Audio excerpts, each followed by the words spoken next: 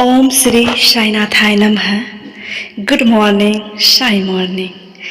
आप सभी साईं भक्तों को गुरुवार की ढेर सारी शुभकामनाएं। श्री साईं बाबा आप सबकी मुरादें पूरी करें।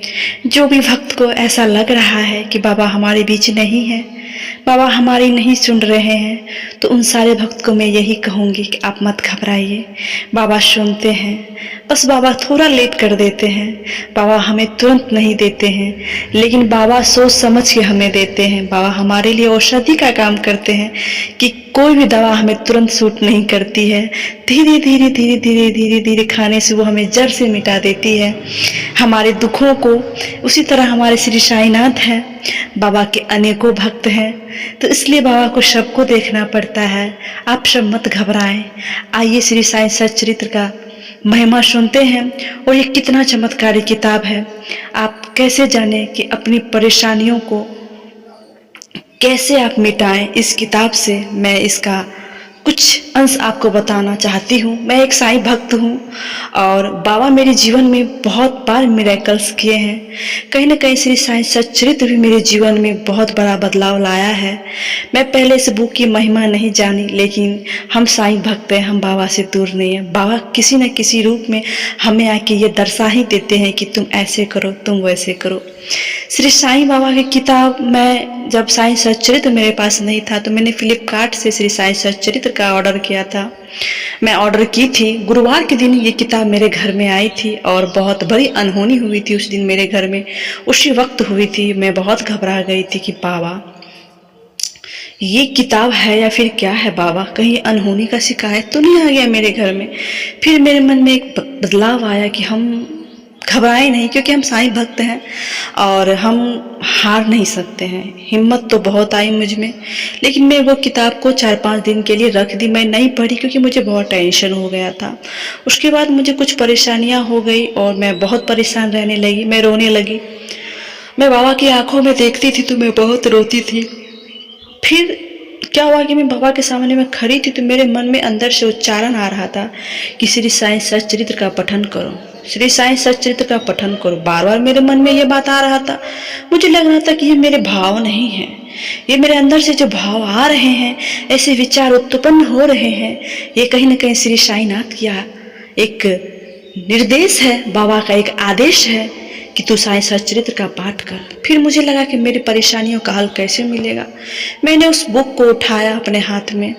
मैं खाना वाना खा के बेड पे बैठी थी। मैं सो के उठ गई और मैं बेड पे बैठे बैठे, क्योंकि मैं एक ही रूम में मैं 24 घंटा रहती हूँ, मैं बाहर कहीं नहीं जाती हूँ। मैं भर दिन अपने रूम में ही रहती हूँ। घर के कोई काम हो करके मैं अपने रूम के अलावा मैं कहीं नहीं जाती हूँ। तो मेरा बेड, मेरा रूम, मेरा स्टडी टेबल, इतना ही मेरे जीवन की कुछ चीज़ें हैं जो मेरे से एडजस्ट थी। तो मेरे मन में जो परेशानियां थी, मैं आंख बंद करके मैं बोल रही थी बाबा के सामने। वो किताब रख दी मैं बाबा के पैर के ऊपर और बोली कि बाबा अब बहुत हो गया। अगर अच्छी खबर है तो दो, बुरी खबर है तो दो।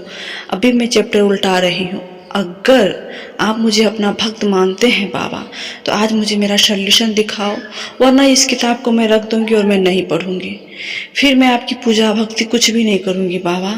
मैं ऐसा बोल करके मैं श्री साईं सच्चरित्र का चैप्टर उल्टाई और उस जो चैप्टर उल्टा उसमें मेरी परेशानियों का हल एकदम लाइनर से लिखा हुआ था कि बाबा मुझे क्या कह रहे हैं कि गणपति जी की पूजा करो, ऐसे गणपति जी की पूजा करो, गणपति जी को तुलसी चढ़ाओ। जो भी चीज़ मेरा जो सोल्यूशन था बाबा ने मुझे वो बताया कि तुम ये करो मेरे मूर्ति के सामने। संयोग की बात है कि आपको आश्चर्य लगेगा कि मेरे घर में गणपति की मूर्ति भी नहीं थी। उतने देर में मेरे पापा उधर से आते हैं, छोटा सा गणपति की मूर्ति हाथ में लिए हुए, और वो पूजा वाले रेक पे रख देते हैं। रबड़ के गणपति जी थे। मुझे भी बड़ा आश्चर्य लगा। फिर मैं भी क्या की, चलो बाबा ने निर्देश दिया है गणपति की पूजा करना, तो हम गणपति की पूजा करेंगे। गणपति हमारे साईनाथ हैं।